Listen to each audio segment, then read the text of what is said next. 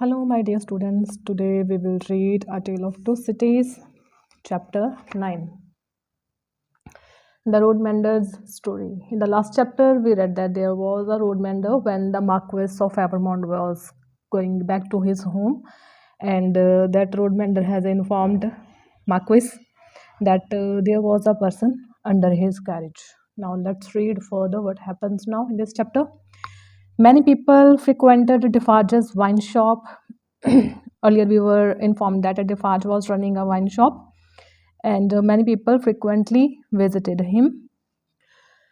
They were poor, and they sat at the tables talking about how hard life was for them, how they had no food for their parents and children, and no fire to warm them at night. Okay, how poor they were. They were not having any food and any fire. At one table, a thin man with bright eyes was sitting. Suddenly, a wild look came to his eyes and he yelled out. And then he shouted. And what did he say? The people will rise up. The poor people. What kind of people? The poor people, they will rise up and they will raise their voice against the rich people. Then the rich people will be killed by them.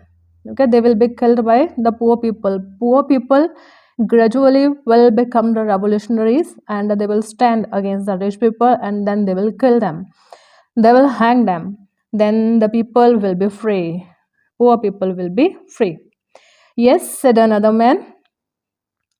As a Defarge himself is a revolutionary, most of the revolutionaries, the people who are having these kind of feelings, they come into his wine shop and they discuss all these matters.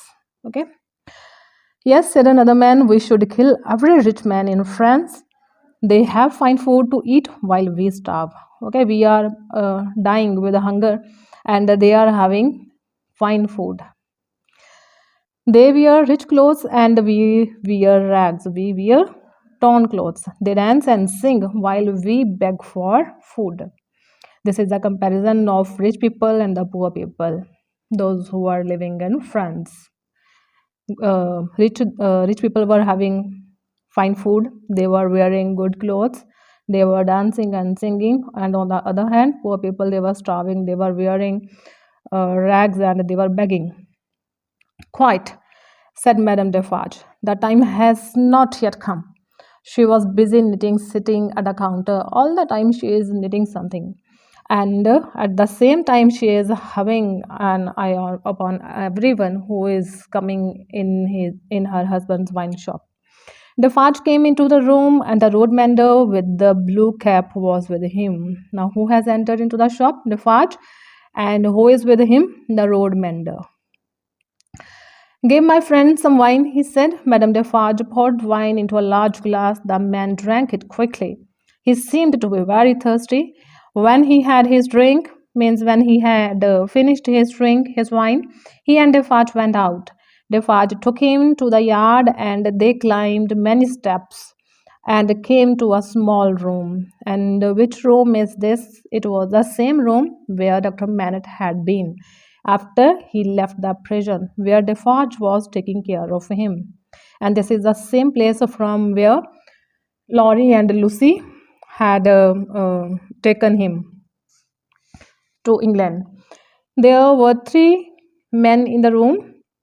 Tell them your story, said Defarge to the road mender. Now they are going to discuss what happened to that child's father, to Gaspard. Okay.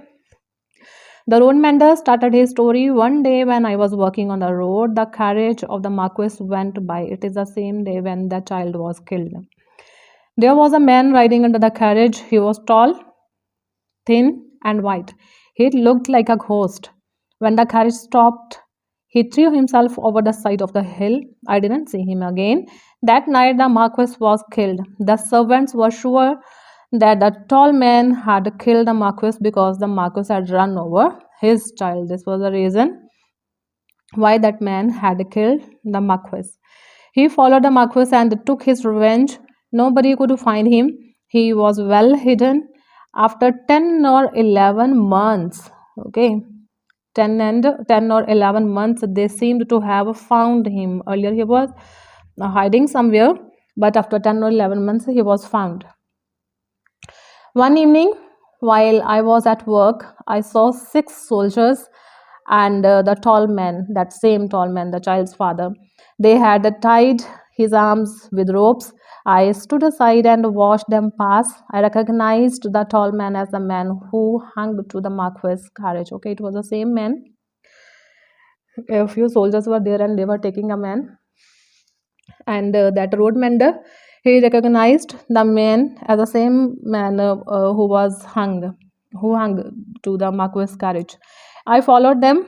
They drove him means they forced him with their guns to walk. His arms were swollen and he was limping. He was not able to walk properly. He was limping. He fell down and his face was bleeding. They picked him up and laughed. They brought him to the village and took him to the prison. In the village, he was kept in the prison. The next day, when I went to work, I walked around the prison. I saw him high up behind the bars. His hands were still tied and looked like a dead man. Defarge and the 3 men looked at each other. Okay, these same persons to whom this road mentor is revealing the story. There was anger on their faces. They wanted to take revenge from the Marquis and his family, from all the rich people actually. Go on, continue, said Defarge. He was up there for 3 days in the prison. He was tied in the same situation. He was kept there for 3 days. The village people looked up at him. They were afraid for him because he could be dead by then. They said that the king would pity him, for he was crazy with the grief for his child. They were thinking that maybe the king would have some pity for him because whatever he had done, he did this because he was out of senses. He was grief stricken at that time because his child was dead. But they were wrong. The soldiers came back on Sunday night. The workmen dug and built a gallows. Gallows is a kind of structure that is used to hang the criminals, and it was 40 feet high. They can ask you in MCQs. At noon the next day, they brought the man out of the prison. His hands were still tied and his mouth was gagged. Gagged means it was stuffed with something. They hanged him 40 feet high and left him hanging there. No one dares to cut the ropes and bring him down. All the people were afraid of the soldiers. So no one helped him at that time. And what this road vendor did, he left the village to come and tell Defarge and the people in the wine shop. You did right, said Defarge. Will you wait for us a little while outside the door? Now he is sent outside, and other jacks will discuss something. Gladly, happily, the man replied and left the room. Well, said Defarge, what is to be done? Now they are deciding that what should they do now. And what is decided? Burn the Marquis castle, kill all his family. And what is included in his family? Child, nephew, and who is nephew? Darnay. Cousin, all should be killed. When the poor of France rise, all should be killed. Good, said Defarge. The time is soon coming, and Defarge is saying that soon they will take their revenge. A week later, Defarge told his wife, I hear there is a new spy in town. Do you know his name? Asked Madame Defarge. Madame Defarge is the wife of Mr. Defarge. And then Mr. Defarge said that the name of the spy is John Barsad. And this person is the same one. He is actually brother of Miss Pross. Miss Pross, who is that caretaker of Lucy. He is an Englishman, and he is the same man who was witness against Darnay when that treason case was going on in England.